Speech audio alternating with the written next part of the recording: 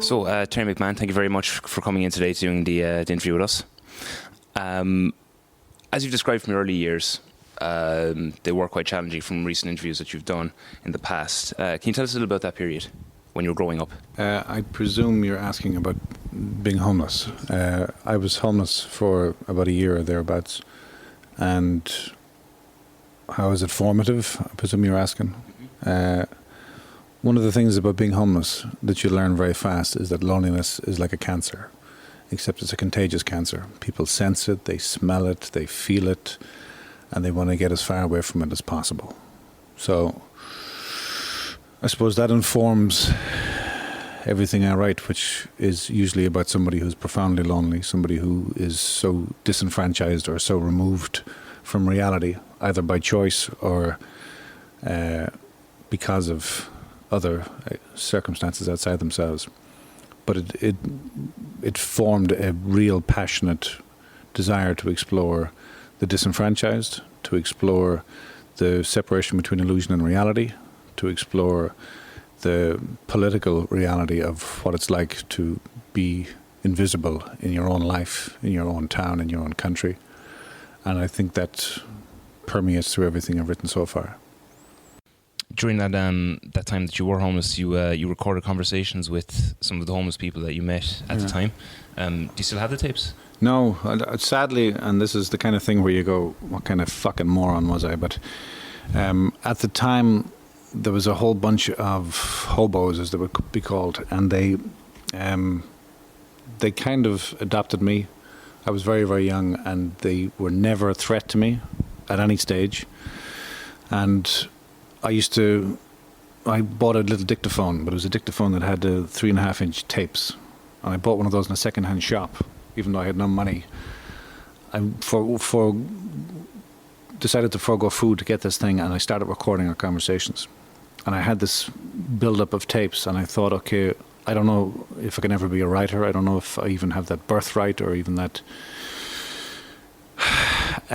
ability on any level. But I was fascinated by the idea of going, okay, these are people who exist in a realm of remove that most of us have no idea of.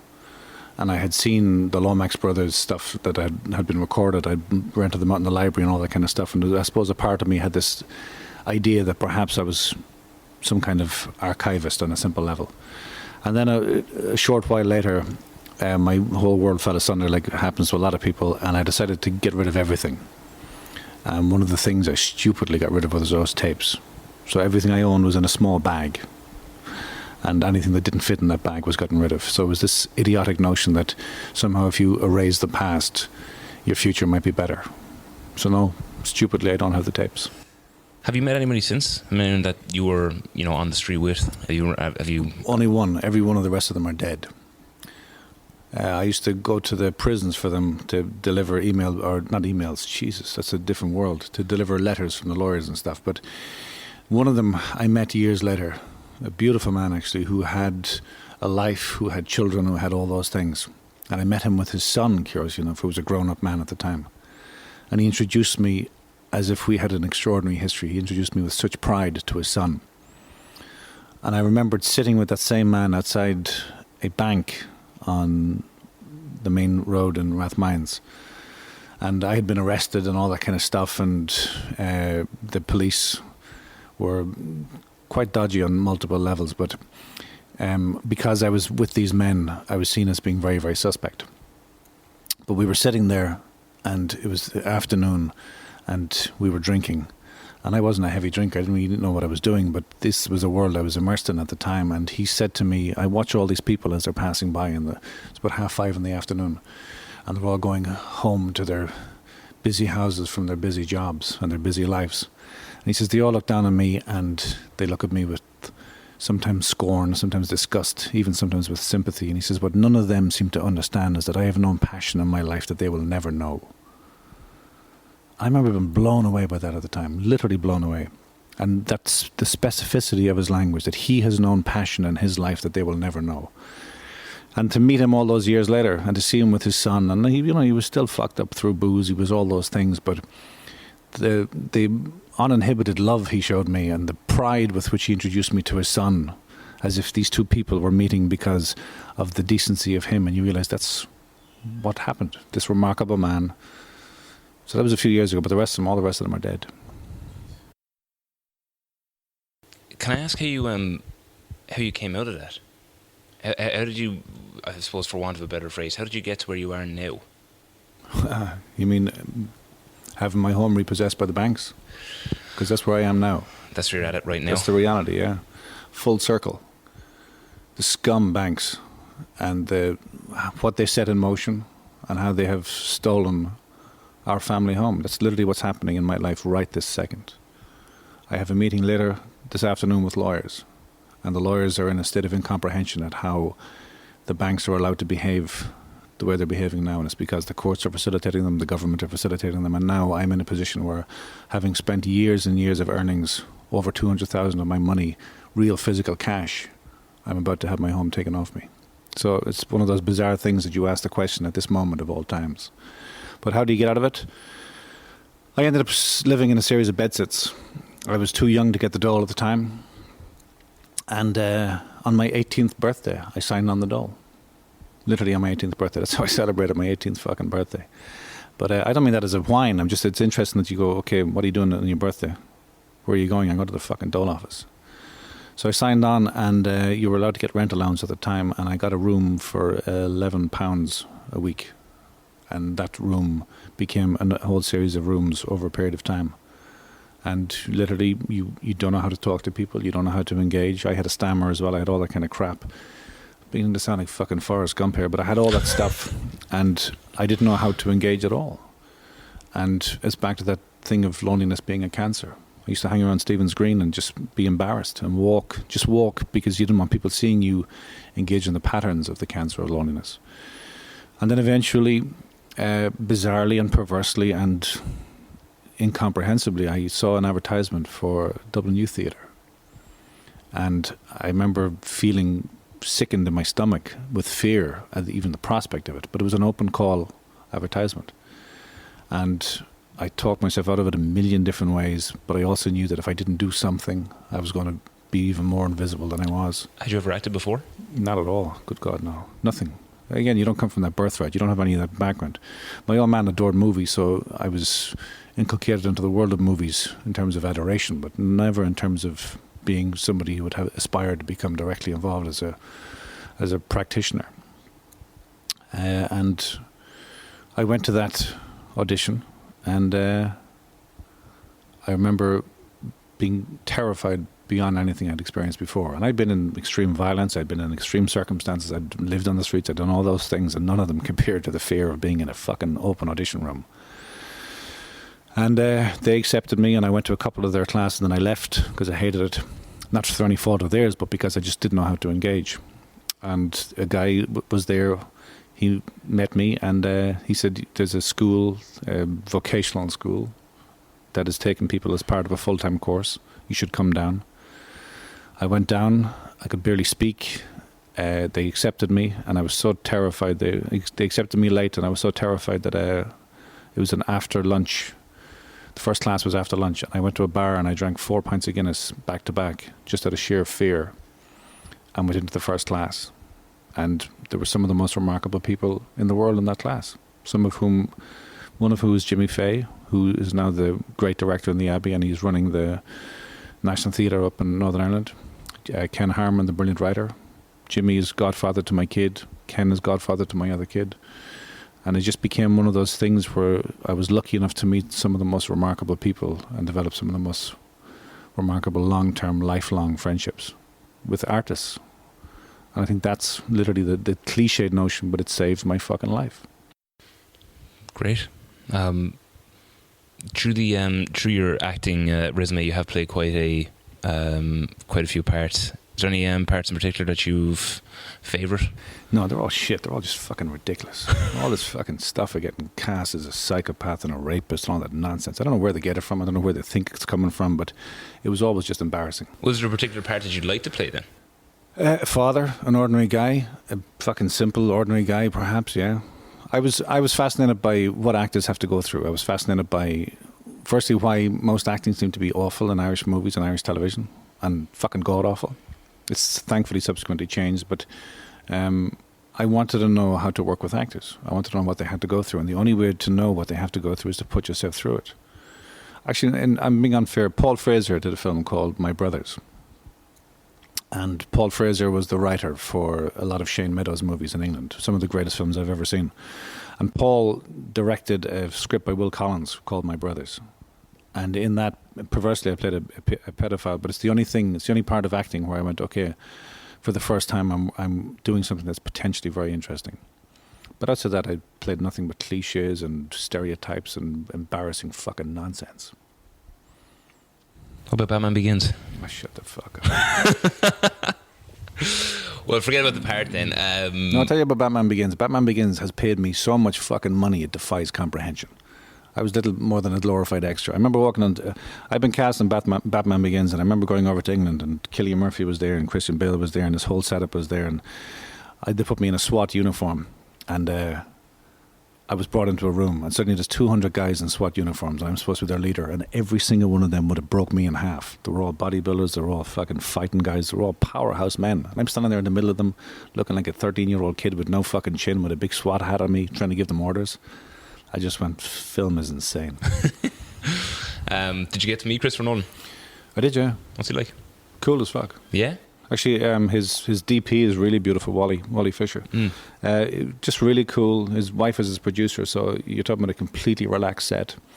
You know, you're talking about a visionary filmmaker, and you're talking about, from my limited experience, you're talking about a very, very decent guy. All three of them, the wife, the DP, and the director. You're watching the three of them together, going, these people are. It's no mistake and no accident that these people are making humanist cinema, because they seem to be remarkable humanists. Cool. What do you find the most challenging about an actor's life? You're broke all the fucking time. You're paranoid. And I'm not just saying this, I genuinely believe, you know, I know they don't go and fight wars or any of that kind of shit, but I genuinely believe that actors are the bravest society I've ever met, as a society.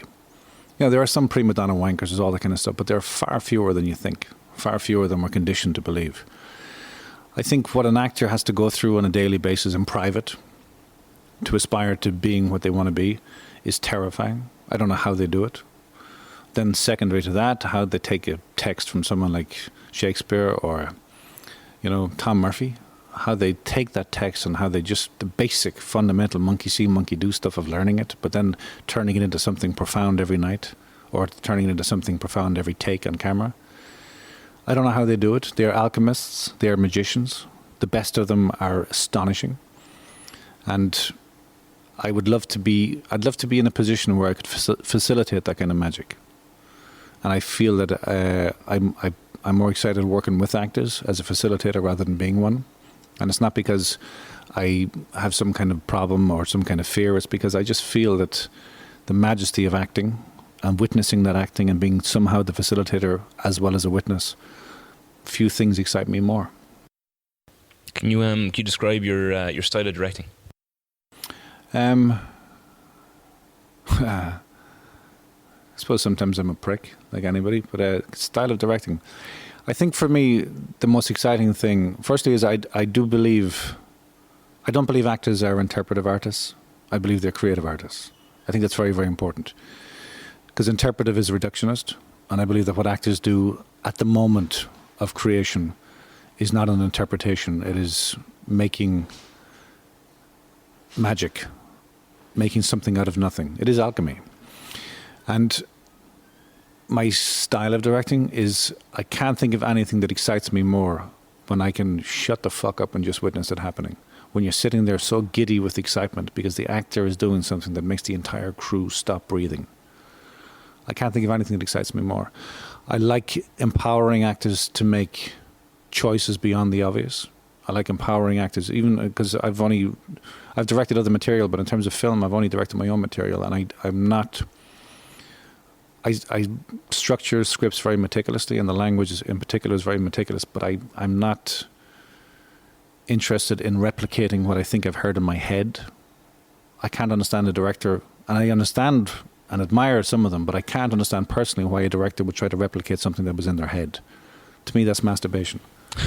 Whereas the idea of being in an orgy where you have no idea what the hell is going to happen next, and the actor is pulling stuff that you can't believe is happening around you, and the structure and form is still intact, but it has been elevated. So my style of directing, if there is a style, is hopefully bearing humble witness to something much bigger and much better than I ever thought. Cool. Moving on to Charlie Casanova. We have a quote here that says, Charlie Casanova is an angry film made by an angry man. Is that a fair description? Who said that? My mother? No, we can't. Who actually did say that? It was the Cinema Ireland review. I don't know. Charlie Casanova is one of those weird fucking movies that I made it for next to nothing, and I made it. Yeah, I was angry. Still am angry as hell. And we tried to make the equivalent of a punk rock movie. We tried to make a movie that was, again, I've been through this. I try and keep it very simple. The Aristotelian construct is what we use in standard 3-act structure. I write a lot for other people, all that kind of stuff. This was an aberration, a deliberate aberration. It was as if you were playing punk rock music to somebody who's only listening to classical music. I'm a huge fan of classical music, but also sometimes punk rock needs to kick in the doors. And this film was an attempt at that punk rock filmmaking. What happened, perversely, was the film was largely ignored until suddenly it was picked up for competition in South by Southwest. And suddenly you got this major international festival and these major people behind it saying that this is a visionary piece of cinema of the future, so on and so forth. Which is high praise from South by Southwest. But then suddenly at home, you got the Irish Times, you got RT, you got Joe Duffy, you got these people who engage in a strange campaign to not just destroy it, but also present you as a complete moron as a filmmaker. So that quote that you're saying, an angry film from an angry man, is one of the least offensive things said. There was stuff said about me, again on public forums, but also on national broadcasters, that in any other context, like there was stuff said about Mary Harney and the station had to pay out $450,000 to her. There was much worse stuff said about me on the same radio station, and no one gave a damn. So Charlie Casanova is a film about the ruling class and about how the ruling class have corrupted and destroyed us. And at the time when I talked about the ruling class, I was accused of being a moron. Now the ruling class, the manifestation of their philosophies and their politics is raping the country on every level. And Charlie Casanova looks like a naive cartoon compared to the reality of what these scum are doing. So I've no regrets about the film. Nothing prepared us for the level of personal assault that was going to take place. Nothing prepared us for the level of lies that were going to be presented as fact. And sadly, nothing prepared us for the actuality that I had no comeback. I had no right of reply. I had no right to reply on the radio, no right to reply with the Irish Times, no right to reply anywhere. And when you suddenly realise that you've made a punk rock movie that was picked up by Studio Canal, one of the major distributors in the world, and they pick up this film, and suddenly even they start to lose their courage because they can't believe that in the 40 years of business they've never seen an onslaught like it. And suddenly you go, okay, this is 90 minutes of fiction, for God's sake. Since when did 90 minutes of fiction become so cancerous and disturbing that conventional conservative society feels the need to eradicate it? So Charlie Casanova is one of those strange things that, some people claim that there's a revisionism that will take place and so on and so forth. The bottom line is that it nearly killed my reality. The small coterie of critics who decided that it would be worthy of attacking on every level destroyed it in its opening week in the cinema. And I'm now in a position where I've made a second film, and I'm sure there are people who will go, this is the same prick who made Charlie Casanova. I can't wait to beat the shit out of him again. But I think that's extremely unfair. I understand where you're coming from. Well, no, I know, yeah. Fairness is not part of these people's notion of engagement. No, but I mean, even for myself, when I looked at it, I said, no, I'll be completely honest with you, there wasn't a lot of it that struck a chord with me. But especially from film critics looking at something like this, I would have thought that they'd look at it and say, well, look, it's a piece of art, as all film is. You look at it and you say to yourself, you have to be subjective and look at these things and say, right, well, look past the stuff that I don't believe in and go with that. But they didn't. And like you said, it was quite an onslaught. Well, I think the difference is that everyone's entitled to an opinion. You didn't like the movie. That doesn't bother me in the slightest. I think you and I could have a great conversation about what the movie is about and why you didn't like it. And I would find that exciting. I wouldn't find it oppressive or offensive. I wouldn't find it any of those things. The kind of people that Charlie Casanova was about didn't really manifest in Irish society until later. You listen to the banking tapes. They talk exactly like Charlie Casanova. Their language, the structure of their language is exactly like Charlie. The level of fantasy is exactly like Charlie. Charlie Casanova exists in a realm where he knows enough about narrative, knows enough about our presumption of narrative as real people, that he can exploit our innate decency and he can exploit our presumptive notion that there is justice, that there is fairness, that there is decency, that there is honour. Exactly what the government are doing on a daily basis. So Charlie Casanova as a character is a manifestation of that fallacy. It's not supposed to be a movie that goes from A to B to C to D. It's supposed to be a subversion of all of that. Now, you and I discussing that as two people who love cinema, even if you hate the film, I think that's a great conversation to be had. I think the difference with the Irish Times and with the other coterie of scum is that their presumption that their position was the only position worth engaging in and that I was a complete fool and a moron and needed to be stopped. That's way beyond cinema. That's a political and cultural annihilation. And that fascism or that fascistic way of thinking is manifesting across the board on every level. And one of the strangest things of all is that now when you listen to those tapes being released, you hear like there's almost direct quotes. And not that anybody was quoting anybody, but you listen to this and you go, these guys actually speak in this way. These guys behave in this way. These guys are subhuman scum who dehumanized all of us and will continue to do so until we address it in some shape or form. And Charlie Casanova was an attempt to address it in a shape or form that was born out of something other than picking up a baseball bat or a bomb.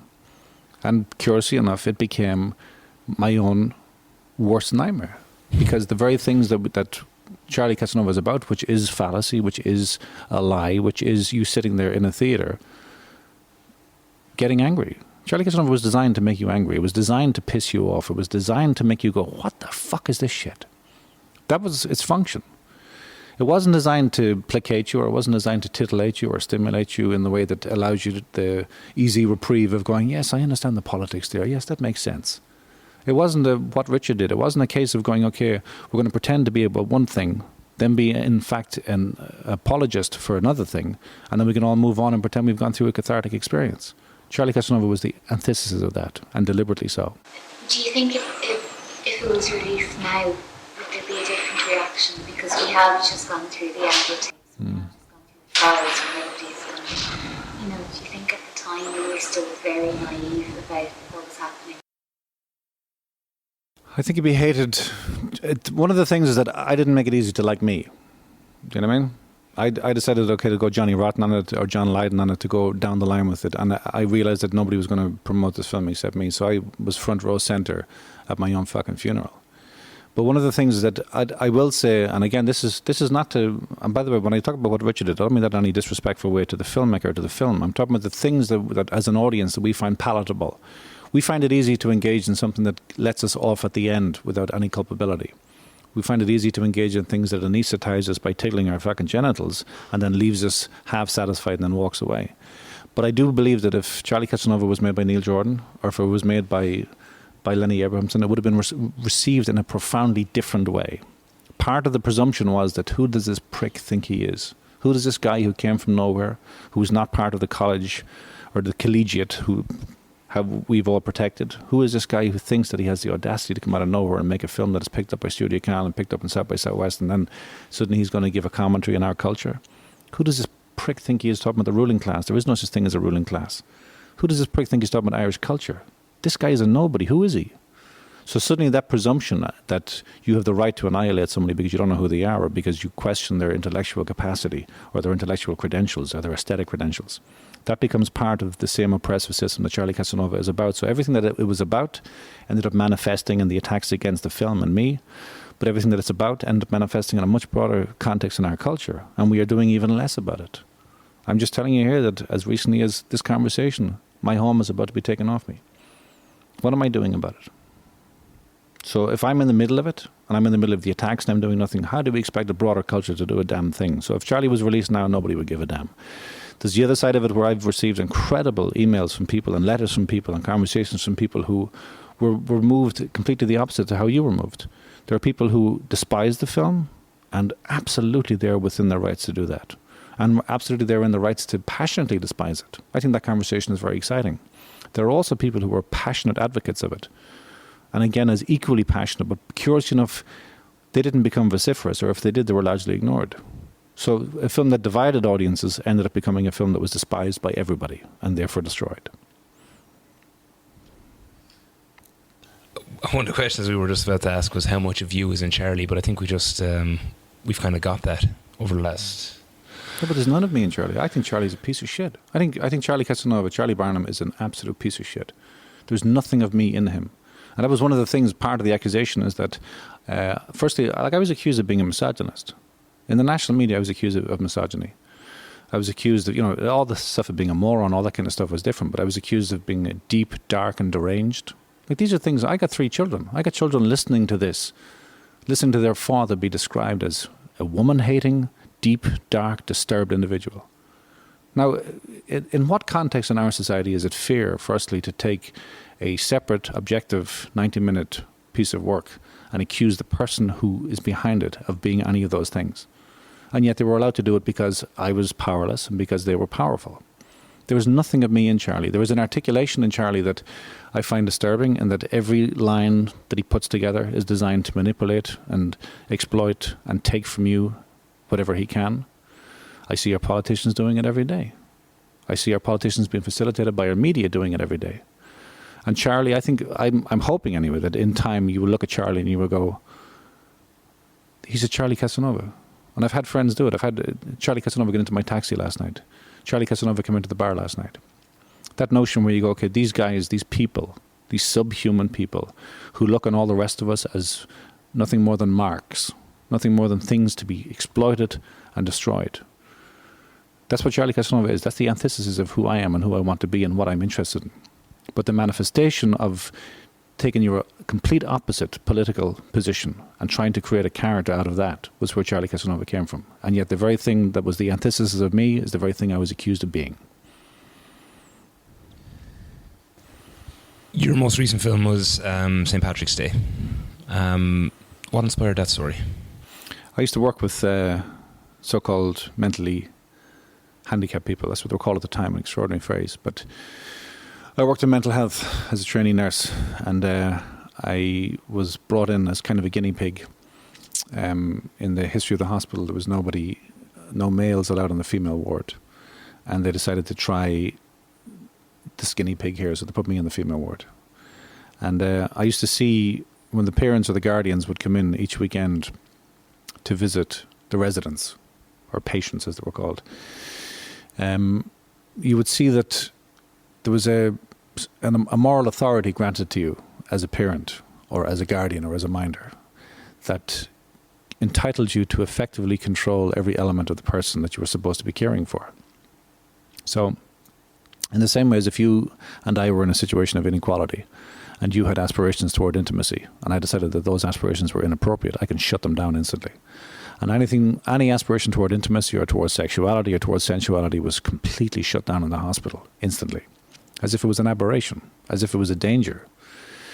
And you're looking at these so-called normal people who are entrusted with the care of these so-called abnormal people, and the normal people are exercising that moral authority in a way that is so repressive and so restrictive and so damaging that the very people who aspire toward intimacy are disenfranchised even more beyond their diagnosis or beyond their illness or beyond anything that a hospital is there to protect.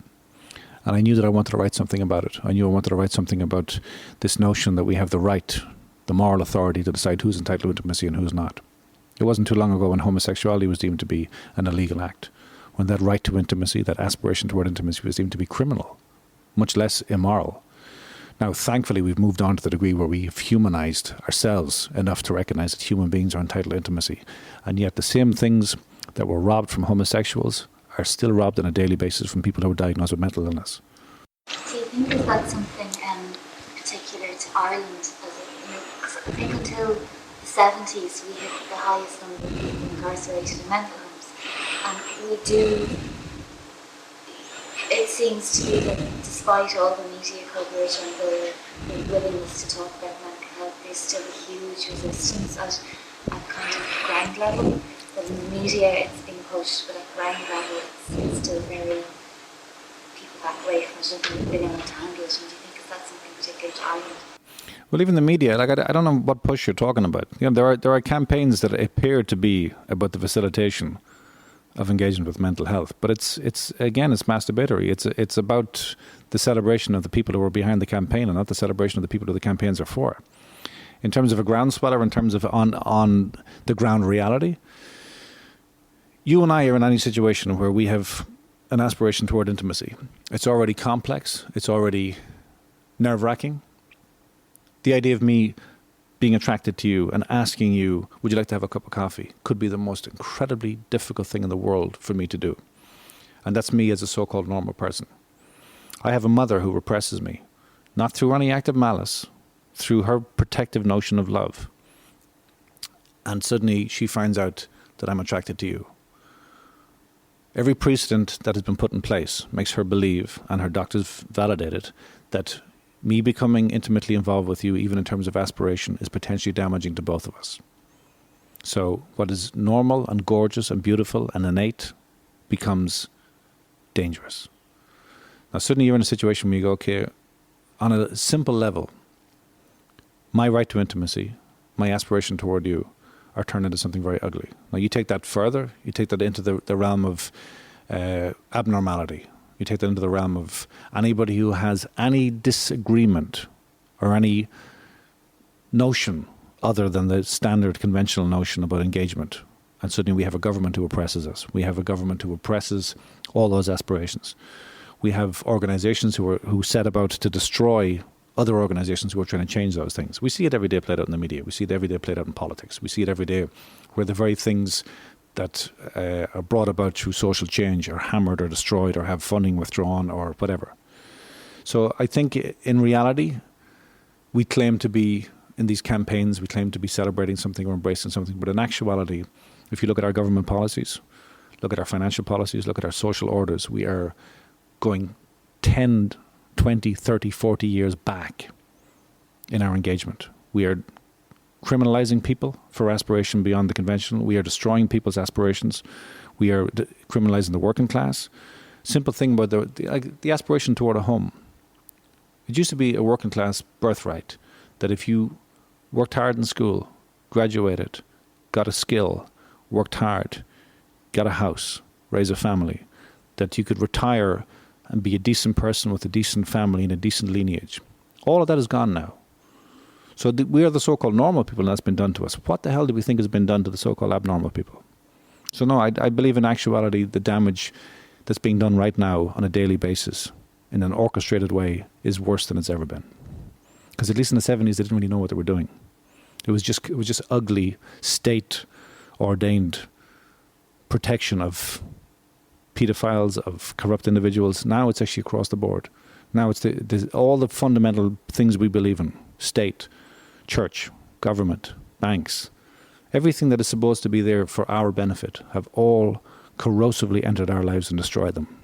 So no, I think the media campaigns are a fallacy. I think the actuality and the reality demonstrate something much, much more damaging. Do you think as a society we'd be becoming just so desensitized to everything then? I think we're terrified. I don't think it's even desensitization. I think we're terrified. I think there's a whole series of very, very decent people who have been removed from engagement. Like, again, look at our national media broadcaster. Look at the people that our national media broadcaster celebrates. Look at the mediocrity that is protected. Look at the voices that are silenced. Look at our business model. Look at the things that we celebrate. Look at our banks. Look at our institutions. Look at our mental institutions. Look at our hospitals. Look at anything across the board that is about the protection of the vulnerable. And all of those institutions have been destroyed. Look at our arts.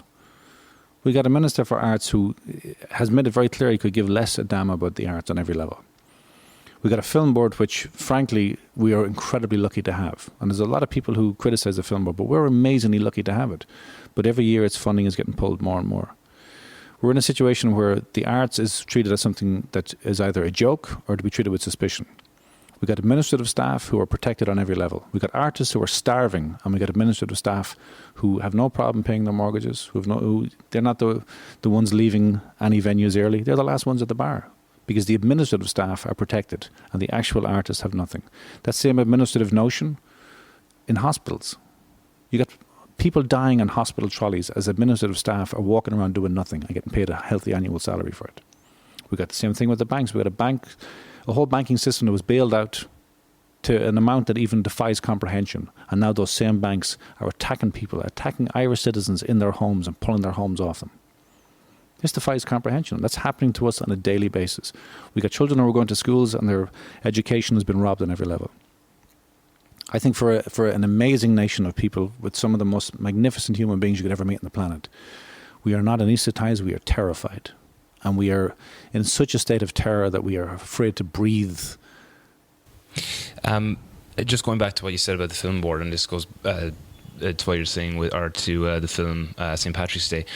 When you did Charlie Casanova, it was for a very, very small budget, roughly around €1,000. I would assume then that when St. Patrick's Day came out, it was easier for you to get funding, or was it a struggle again? Well, the thing about the film board is that, it's funny because it's back to that thing where you go, people presume because I had made Charlie Casanova for so little that I was somehow anti-film board. I wasn't, ever. The film board had been extraordinarily kind to me at times, like genuinely. And also, I don't presume that I'm entitled to anything from the film board. I don't look at the film board and go, excuse me, I'm this person, I demand this from you. I've never seen it as that way. As you said, they apparently you have no right to say that, apparently. No, but I've also been turned down multiple times as well. My point is that one act of generosity to me is enough to determine it as generous. I've been turned down multiple times, just like anybody else. But just to clarify, it's not that I've been protected by the board. It's that you go, maybe it's because I'm accustomed to the American model, but in America, no one's going to give you jack shit. You're going to get dodgy credit cards and max them out. You're going to steal, you're going to borrow, you're going to do everything to try and make your movie. I always came from that notion that you have no right to insist that somebody help you make your movie. Now, in terms of the film board this time, we were very close to not getting a green light. Nobody stepped up and suddenly went, okay, whatever you want next will be yours. We had to fight tooth and nail for it. Tim Palmer, our producer, a brilliant producer, Rory Gilmartin and the film board, they decided to protect this film. But they could only protect it to a certain degree.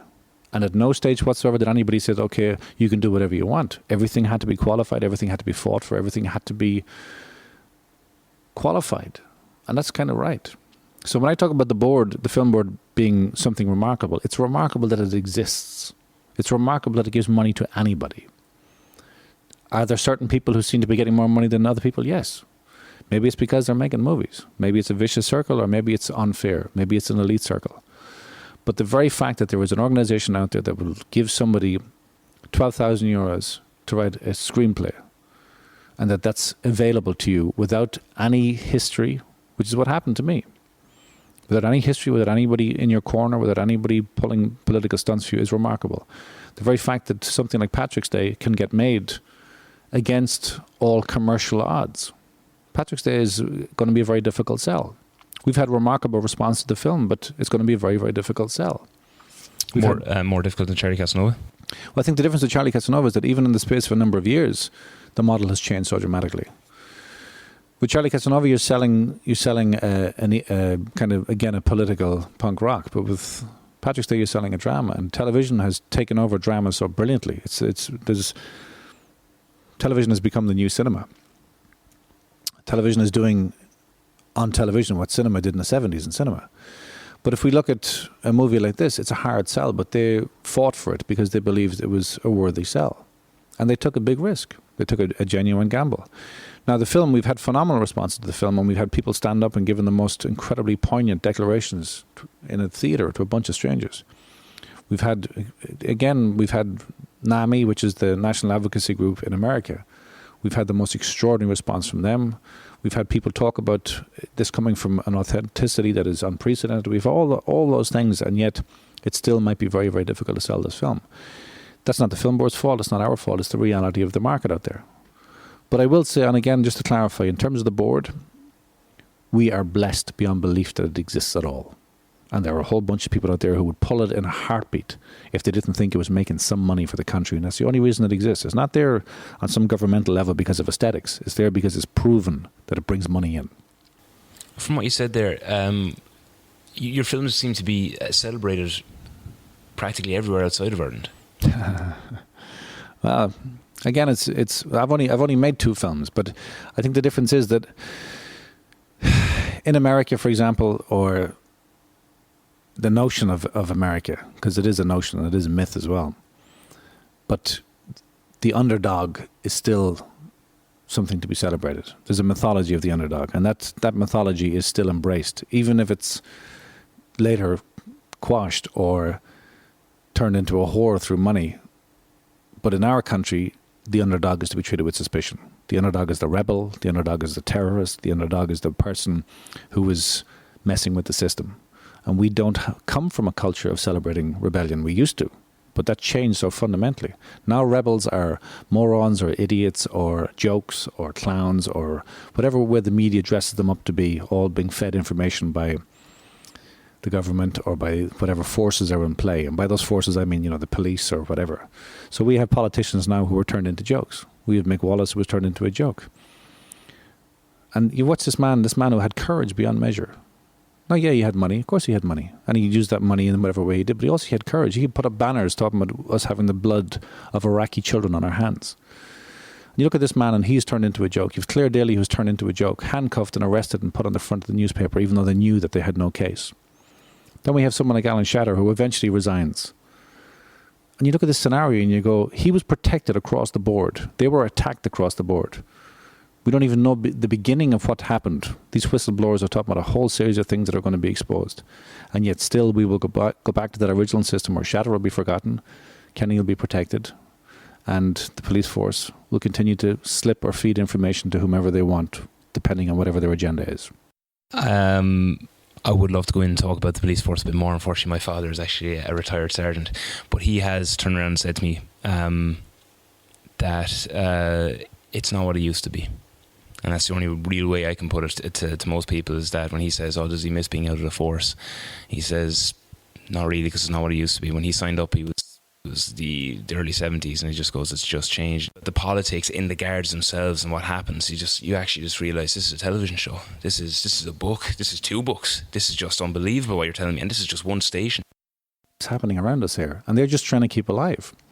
Like any power structure, it's the people at top who are exploiting the people at the bottom and getting away with everything.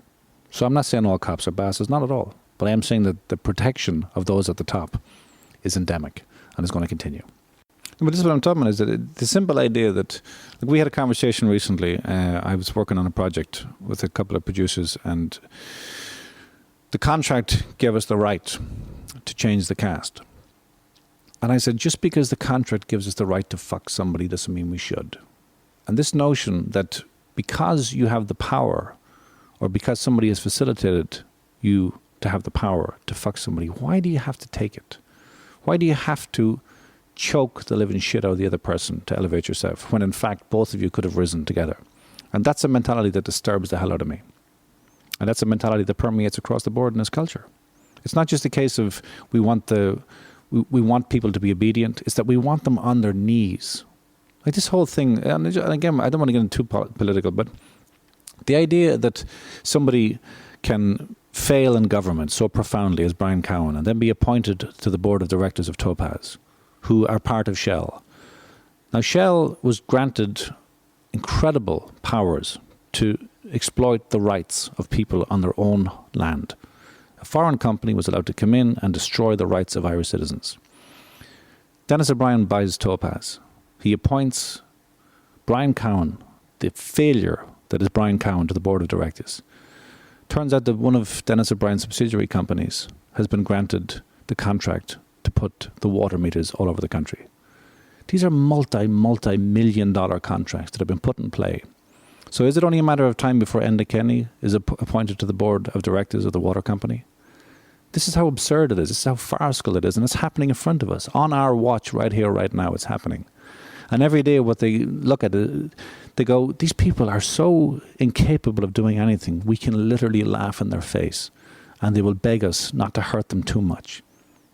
Again, they say the most effective form of abuse is when the abuser doesn't have to be around anymore and the abused continues to abuse themselves. That's who we've become. You're recently back from a trip to Portugal.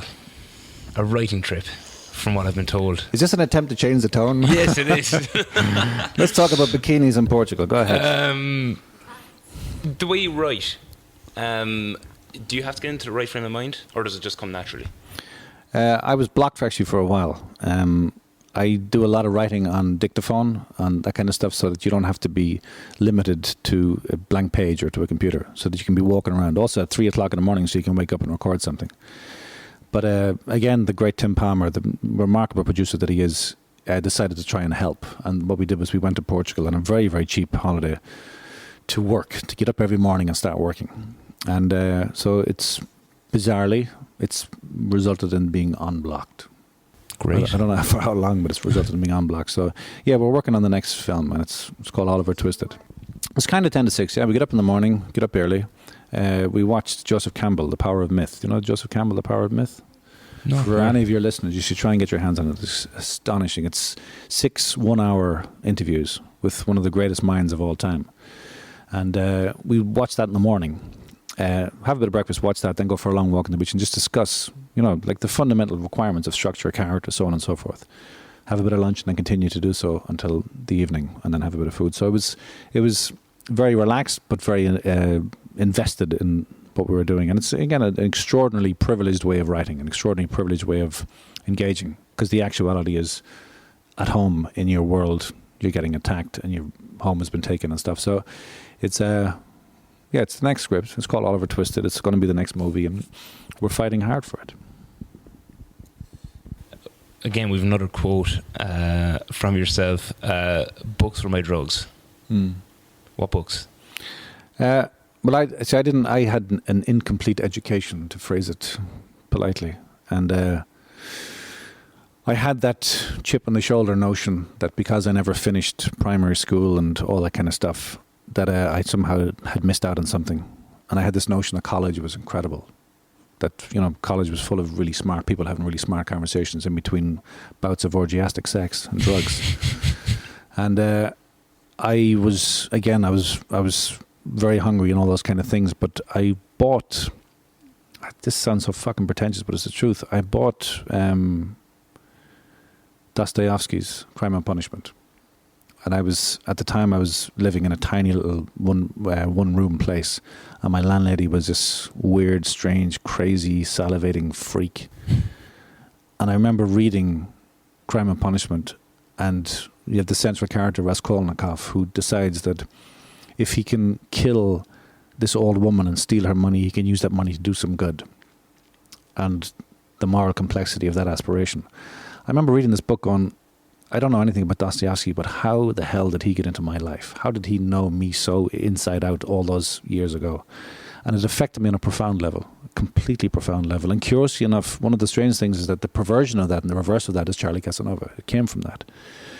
But then I remember getting the complete works of Oscar Wilde, $2.99. And you would have to forego some food for it, But then just reading it voraciously and feeling like you had experienced something that was the world's least kept secret, and yet you were too stupid to recognize it until it hit you in the face. And then a time later, talking to different people, when eventually you learn to be able to engage, and talking to students who had done literature. And you had read Bukowski, you'd read Baudelaire, you'd read everyone that you could get your hands on, you couldn't stop. And then you're sitting there, and these people have master's degree in English literature, and you can't believe how excited you are at the prospect of sitting down and discussing literature with them. And then there's some of the dumbest fucks you've ever met in your life. They're illiterate, they don't give a damn about the material, and you're going, what? And then suddenly you realize how blessed you were, that you came at it from the back door, that you came at it as a result of discovery as opposed to imposition or academic restriction. And suddenly you actually feel sorry for the very people that you once aspired toward being, because they had the love for it kicked out of them, and your love for it has remained intact. Yeah, I suppose when you say it like that, I mean, you came back at it from like a back door. There was raw, pure passion there from when you were reading it and you loved it and enjoyed it. That from when people go to college, it might be that thing of when you're asked to do something or study something, it's not as enjoyable. Whereas if you just bought the book, picked it up, read it, you'd enjoy it so much more than if someone said to you, you have to go study that. And it's like, oh, no. Well, there's also that profound loneliness as well. You know, you're coming from a position of such profound loneliness that you don't know what to do. You literally, your two choices are you either commit suicide just to stop the pain, or you pick up a book because you hope that for a while that'll be a Band-Aid. And it turns out that the book is your drug. So it really helps you. It saved my fucking life. Of course, yeah. Again, I think it's funny because this is back to the idea of Charlie Casanova. When we made that movie, we said this is for people living in bedsits. I remember, and I got a tiny little bit of money. I used to go, there was a store up around the corner that did 5 videos for a night for next to nothing if you had them back. It was a 24-hour video store in North Mines if you had them back before 8 o'clock the next morning. So I'd watch 5 movies back to back. And I think part of the extraordinary excitement is realizing that the things that you think are your secrets and yours alone, the things that you think are your fears and yours alone, the things that you think isolate you from the rest of humankind that nobody knows about, suddenly are given voice, and you realize you're not fucking alone. You don't have to be the only one to fear this cancer in your stomach that feels like wet concrete every time you walk out the door, that there are other people out there feeling it. And suddenly, just the removal of realizing that it's not just you gives you hope like you couldn't believe. And you don't even identify it as hope at the time, but it suddenly allows you to go, fuck, there are people out there who feel something similar. There are people out there who I might someday connect with. You have a tattoo. Well, one that we know of. You may have many more. You're well prepared. Can you explain it? The tattoo says the art is in the completion, begin. And pretentious as it sounds, I got it put on my body before I met Charlie Casanova. I needed something. I needed a wake-up call, and I needed it as a constant reminder. So it's on my arm, and it's just that notion where you go, okay, you're terrified to make this film. You're terrified to do these things. But it's not about what you feel. It's about how you complete it, because only then will the next part of the journey begin. I remember I wrote my first screenplay and had no idea what was going to happen next. And I'd done a bullshit advertisement for a beer, some kind of beer or something, and they paid £300 at the time, which to me was a fuckload of money at the time. And there was a thing called a star writer, and a star writer was a word processor with a built-in printer. It was a huge clunky piece of shit, but Christ, I loved it. I'd never experienced anything like it. And again, back to Ken Harman. I mentioned Ken Harman earlier, the great writer. Ken Harman bought one at the same time as me. We were living in these bedsits, removed from the world on every level. And we bought these things together. And that changed, literally, you're talking about changing your life. That changed your life because I knew that if I wrote something on that, something would change. And I wrote it, and I remember typing the end eventually after the longest time, and I mean years. And I typed the end and I walked out onto the street, and again, nobody gave a damn. But I knew that some seismic shift had taken place, and I had no idea why or how it was going to manifest. And a short time later, I was flown first class to Los Angeles to write a screenplay for Daryl Hannah. So it's one of those things where you go, a single act of completion can have profound impact without you ever being aware of how it's going to happen. So I got that tattoo as an attempt to go, you've got to make your movie. You're coming up to 40. You will never make a film unless you make one now. You will forever be somebody who's a hack whore for other people. I wrote a whole bunch of really awful soap opera and all that kind of stuff as well. But you will forever be somebody else's bitch. Or you're going to take a risk and make a movie that you know people are going to fucking hate.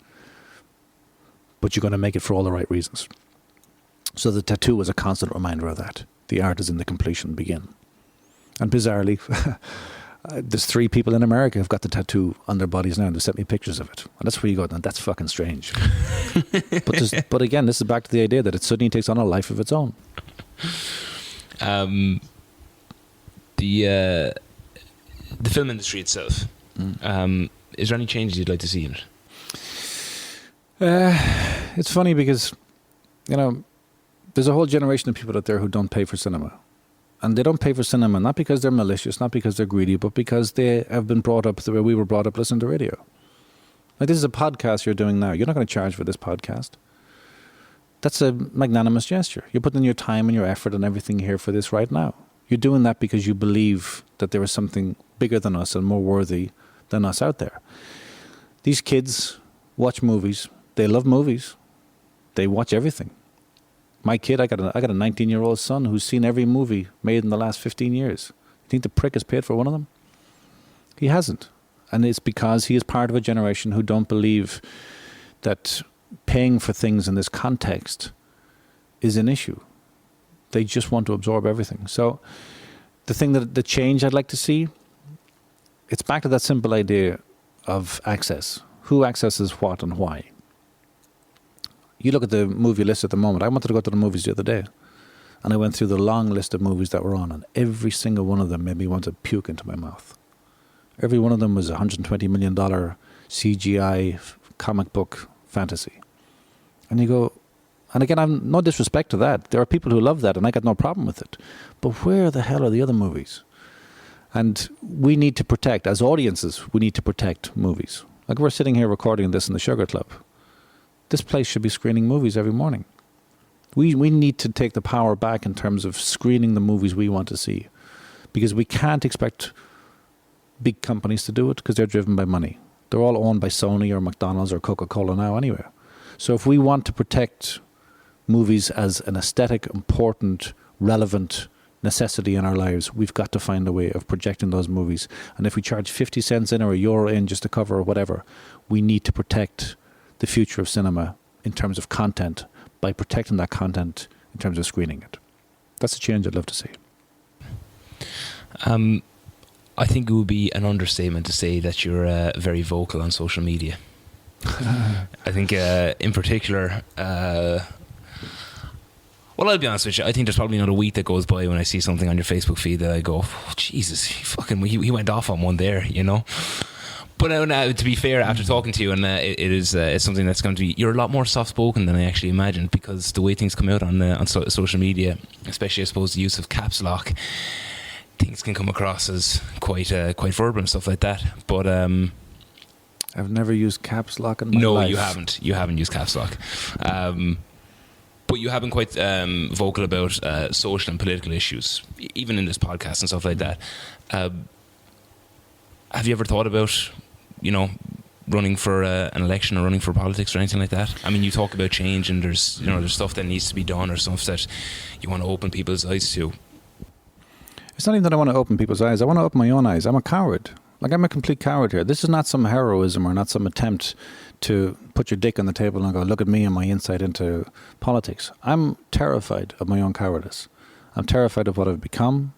I'm terrified that my children will look back at me in time to come and go, my old man was a cowardly piece of shit. My old man did nothing. That my grandkids will look back and do the same. I'm terrified that some of the best people I've ever met, some of the best people I've ever known, are so far removed from politics on every level they behave as if it doesn't exist, because they're so busy trying to protect their own tiny little world. I'm terrified that art has no meaning. I'm terrified that work has no meaning. I'm terrified that all the things that used to have substance and used to be the reason for existence have been eradicated. I've been approached by a few different people to get involved in politics, but why? Who is going to sit down at the table with me? Because I'd reach across and drag them across the fucking table. These people are lying scum. The ones who aren't are so disenfranchised anyway in the political forum that it really just makes little difference. And the people who can make a genuine difference are dangerous. We see them as dangerous. Gerry Adams has just been brought in by the PSNI for the G. McConville murder. Do you think the timing of that was coincidence? Do you think it was an accident? Now, you mentioned Gerry Adams, and suddenly you're an extremist. Suddenly you're a moron. Suddenly, oh my God, he's not a Sinn Féin supporter, is he? And suddenly people switch off, automatically switch off, because we've all taken sides. Now, I don't know what Gerry Adams' engagement in his past was, but I do know that his engagement in his present and his future seems to be one of genuine attempt at social change, social reordering, where the power is spread more equally. Now, the independents who aspire toward the same thing, the socialists who aspire toward the same thing, why are they all presented as freaks? Why do we have someone like Ming stand up in court and we ridicule him for his name, and we ridicule him for the fact that he smoked grass, and we ridicule him for the fact that he just exposed stuff that we can't even begin to imagine, and we have the leader of the country laughing in his face? Why do we allow the worst of us to control the best of us? And I don't understand right now how I can engage in a political process and change that. So in terms of Facebook or social media, I put stuff up occasionally. You wouldn't believe the stuff I don't put up. The real fucking stuff. Part of it is to go, okay, are we alive? And the other thing that's interesting with something like Facebook is that you put up some banality, some irrelevance, and you get a whole bunch of likes and a whole bunch of emails and a whole bunch of everything. You put up something that's semi-sexual and you get a whole bunch of solicitations. You put up something that's political and everyone keeps their fucking mouth shut. Nobody wants to talk about it, except the usual few. And what's interesting about something like social media is that it does supposedly give a reflection or an indication of our reality. And our reality is that we are being destroyed on a daily basis. All of your rights are being eroded. All of your children's rights are being eroded in advance. And we are doing nothing about it. And even if the government does change, unless we have a seismic readjustment of all policy, nothing is going to change. We are owned lock, stock and barrel. This country is owned lock, stock and barrel. Your future is owned lock, stock and barrel. And the only way that's going to change is, sadly, and this is where you suddenly find yourself saying stuff where you go, okay, now you're in trouble. But it feels like a bomb on a suitcase kind of politics. It feels like the kind of politics where you go, this is a night of the long knives. The only thing that's going to make any difference is a whole bunch of people being brought out on a public stage and having something horrific done to them. And suddenly you're going, am I actually entertaining these thoughts? Am I thinking the kind of thoughts that preceded 1916? And suddenly you're going, okay, I got to rationalize this. I got to look at the reality of this. Then you go, okay, do we disappear a few of them? And you go, are you seriously thinking that? And then you look through all the revolutions and you go, it's the intellectuals who were behind the revolutions. It was the artists who were behind the revolutions. It was the working man who was behind the revolutions. And we're not doing any of that. Then you're thinking, okay, can we appear to disappear a bunch of people? Can we take 12 heads of our country and appear to disappear them? Can that become the national, international headline screamed across the world? Can we vanish them overnight? And suddenly you're going, am I entertaining this thought? And then you realize, okay, are we at that level of extremity? And frankly, we are. But surely not just Ireland, though, from what you're talking about. I mean, that's across the world. Well, I'm only talking about Ireland because I think Ireland has been used as a study group. I think Ireland has been used like a bunch of lab rats. I think democracy is a con. Democracy as a notion and as a philosophy is something beautiful. But the most effective thing fascism ever did was dress itself in the sheep's clothing of democracy. Are you a spiritual person?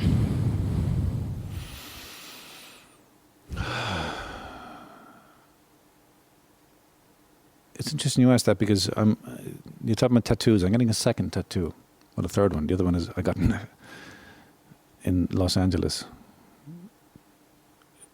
And it says Namaste. You know Namaste? And Namaste is part of this script, believe it or not, Oliver Twisted. But it's a major part of it. Namaste means that I recognize the divine in you in a non-judgmental way, effectively. It's more eloquently phrased than that, but that's a simple idea. I am trying to engage in the practice of non-judgment, or the practice of, because if you continue this way, you're going to have a heart attack. You're going to have a nervous breakdown. You're going to have a mental breakdown. We all do things to each other every day that defies comprehension. The people who do the worst things to each other are the people who are supposed to love each other. I can't think of any world or any war that is more vicious than a domestic private world. And yet, the only way we're going to change it is through non-judgment. And everything I've said about the political system and everything, you wonder, if you practice non-judgment, do you vanish?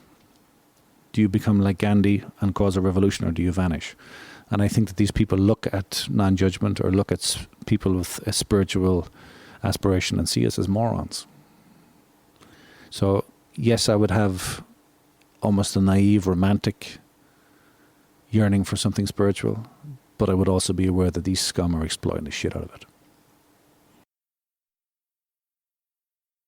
You used the term humans go bigger than us. Do you think at any level that the corruption that you see occurs when people lose sight of the sense that there is something bigger than us, and the kind of curiosity that drives out retains? Well, it's interesting because, we're all, thankfully, we're not as reluctant as we used to be, but we're reluctant to use the word art. We're reluctant to call ourselves artists because only nonsense and pretentious pricks are artists, or so we've been led to believe. But we already talked earlier about how art saves your fucking life. Dostoevsky saved mine. And every day something happens that makes you believe in the better part of us. And I wouldn't be making movies like Charlie Casanova or Patrick's Day unless I believed in the better part of us. Do I think fundamental political change occurs as a result of the better part of us? No, I don't. I believe that they exploit the better part of us, that they know the narrative in advance, and that the best part of us is something they see as a weakness. If collectively we get together to use the better part of us, can we change something? I don't know. I don't know how that's possible. I don't know how it's possible to take the greatness that is inherent in everybody, the decency that's inherent in so many people, and turn that into a political force. I'd love to know, but I haven't a clue. Do I think art is powerful beyond measure? Yes. Do I think innate decency is far more common than innate greed? Absolutely. But I also know that we are so terrified that we can't tell one from the other anymore. And that we've become so paranoid through imposed suspicion that everybody is the enemy. There's no such thing as community, there's no such thing as engagement, there's no such thing as taking a risk on a stranger, because we've been told that everyone is out for their agenda, everyone is out for their own thing. I'd love to see a seismic shift in our culture. I'd love to see a genuine embracing of something remarkable. But how is it going to manifest? You did mention that books saved your life. Even. Who or what do you think has been your biggest influence? Jesus. Or have there been a number of things? There's loads of stuff that influences you, but Jesus.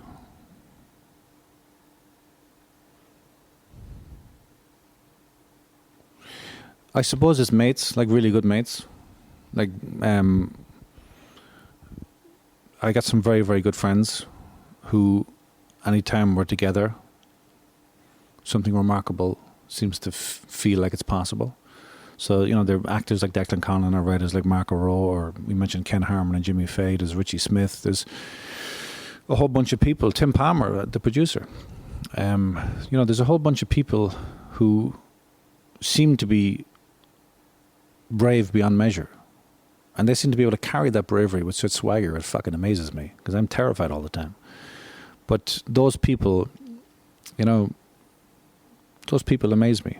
We just, there's Mo Dumford, who we just finished the film with. There's Catherine Walker, the great Catherine Walker. There's Kerry Fox, there's Philip Jackson. These are all people who I've worked with recently, who just being in their very company, just being in their shadow almost, enjoying being in their shadow, just being witness to what they do with their lives and with their art in particular, blows me away all the time and influences me all the time. And again, it's back to that genuine humility where you go, fuck, I can't believe I'm lucky enough to be in the company of these people, much less be directing them in something that I wrote. Why film? I mean, why do you do what you do? It's funny because theatre, I think, is different. Theatre is an empty room with the lights turned down that becomes everything that the church was supposed to be about. Transformation, immediate transformation. Infectious collective viscerality that is contagious.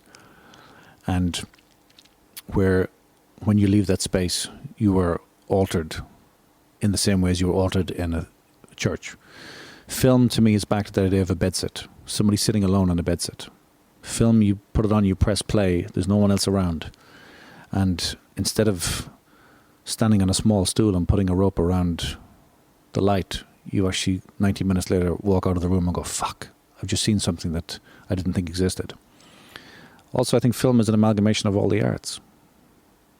We had this conversation before, but what would Van Gogh have done with film? What would Mozart have done with film? What would Dostoevsky have done with film? And then there's that other thing, I remember seeing film. I remember my old man told me to sit down and watch 12 Angry Men. I remember sitting there watching 12 Angry Men. And I was only a kid. I remember going, what's my young man doing? Tell me to sit down and watch anything. Then I went, oh, it's black and white, and he nearly smacked me.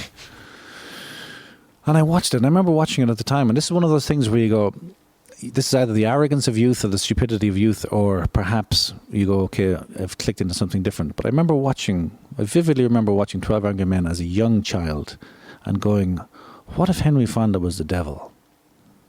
What if this guy is corrupting this court and this Mexican kid actually killed this man? And this guy is going to take the whole judicial system and turn it on its head and make a whole bunch of honest people into deeply corrupted people who let off one of his disciples. Now, there's something disturbing about that a young kid is watching something as remarkable as Sidney Lumet's 12 Angry Men and turning into a story about the fucking devil. But quite a twist at the end, all right?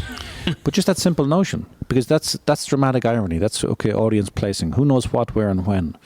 And to suddenly be in a position where you go, the kind of movies that I love are not the kind of movies everybody loves, and that's okay. But the kind of movies that I want to make are those kind of movies where you're not quite sure what's happening, where and when, but you hope that you're affected by it. And with Patrick's Day, Patrick's Day is a very simple story about a young guy with mental health issues who falls for a suicidal flight attendant, an older woman. And his mother, back to what we talked about earlier, his mother, his obsessive mother, believes that it's damaging for him, so she tries to protect him by enlisting a cop to separate them. And this kid, who has no right to intimacy and apparently no knowledge of love, ends up being the most courageous of all these people. That simple idea, that simple notion, that idea of taking a piece of film that for an hour and 45 minutes or whatever makes you feel like you want to go out and ask that girl for that cup of coffee, or ask that bloke, does he want to go to the movies, or approach that stranger who you've been seeing for 10 years in the street and blushed every time you saw and looked down. Just that simple notion of, can you make a piece of cinema that makes somebody reach out, and the consequence of that reaching out means that they might be less lonely. If you had to choose one between writing, acting and directing, I'm assuming it's probably just going to go down between writing and directing. Well, I think that it's funny because writing's a fucking nightmare. I hate writing. Jesus Christ, you want to be mentally retarded to even conceive of being a writer. I don't find writing easy. There are great, I mentioned Mark Arrow earlier. Mark Arrow is the great writer of his generation. The guy's a genius and a magnificent human being. But when he sits down to write, he engages with the muse in a way that's just like making love. When I sit down with the muse, she has the fucking door locked and I'm begging her to let me in. So it's a different thing. I think with directing, you're facilitating something. I love the idea of directing to the point where somehow the person ends up being even better than they thought they were. They have transcended their own limitations. They've transcended their own fears, their own doubts, and they've caught on camera in that instant something that has transformed all of you just for that brief time. That excites the hell out of me, because once it's caught on camera, you go through a whole post-production process, and there's still somehow something that exists and remains.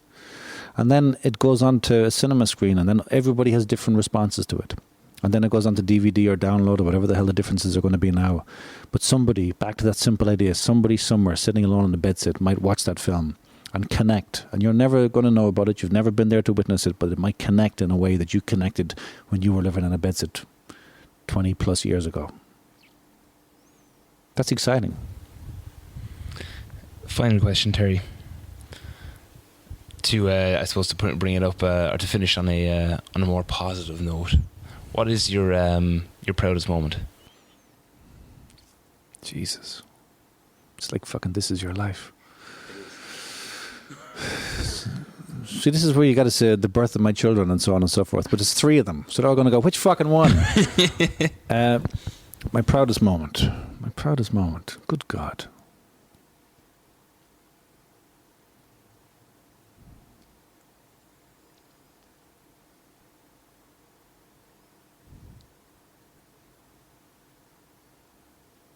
I don't have one.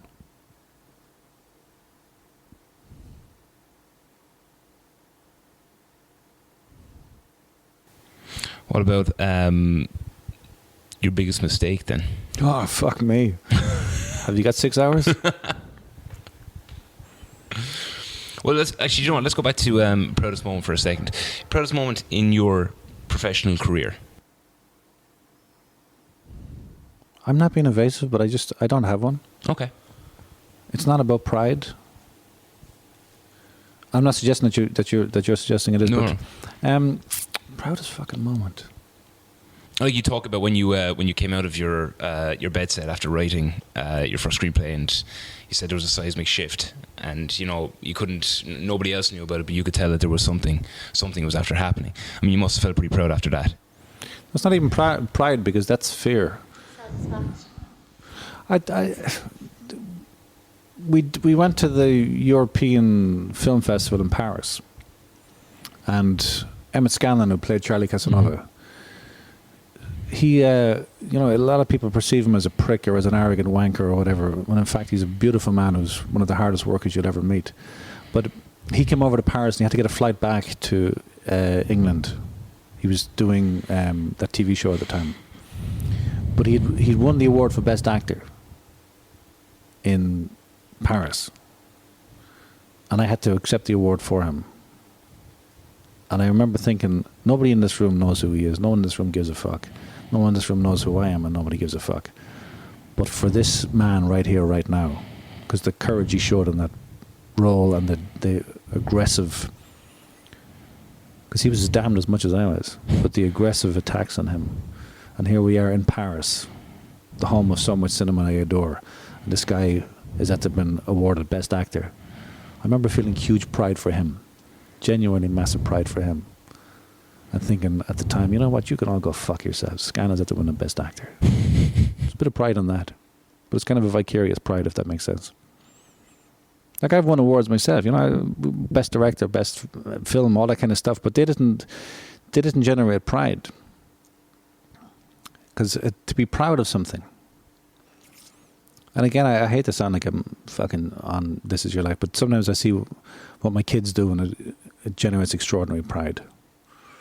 I see them engage in a simple act of kindness that nobody's witnessed except me from the wings, and I go, that's really, really beautiful that in those circumstances with no witnesses, they chose to do something decent for no reason other than just to do something decent.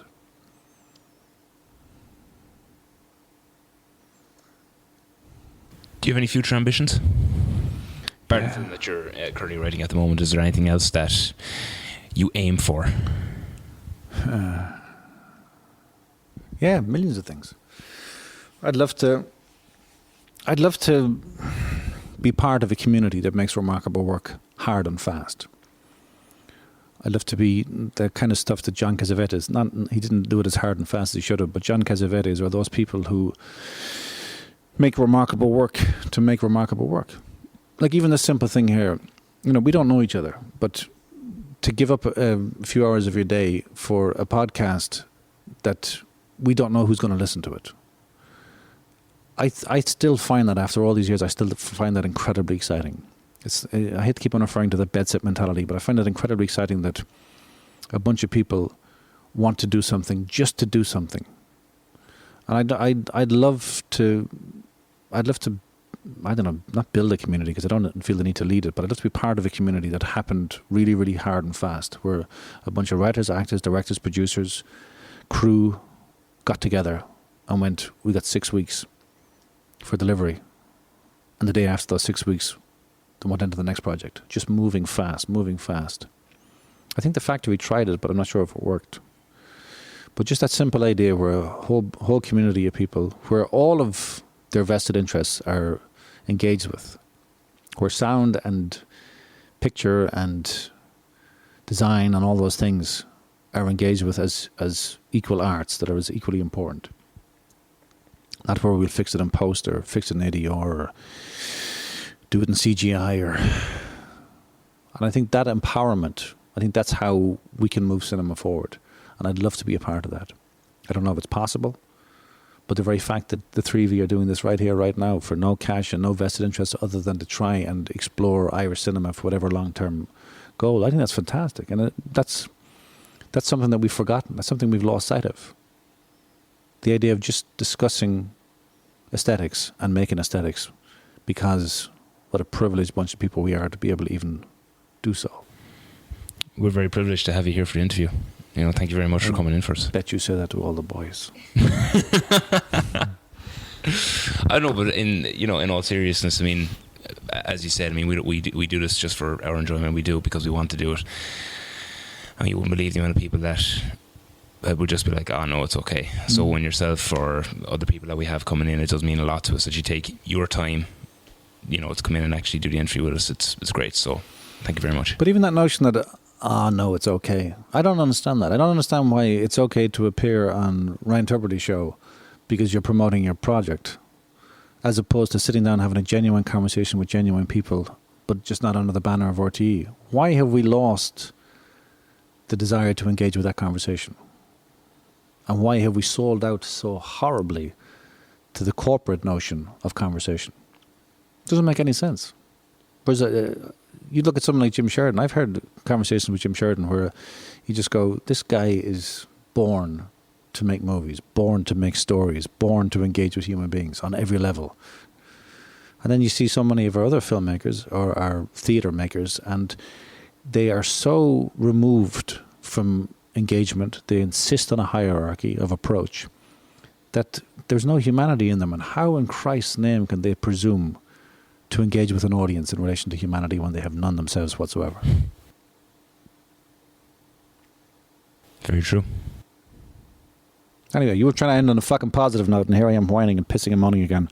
Bottom line is, look, we're incredibly lucky. We're incredibly lucky to be making stuff. We're incredibly lucky to be involved in any of this on any level.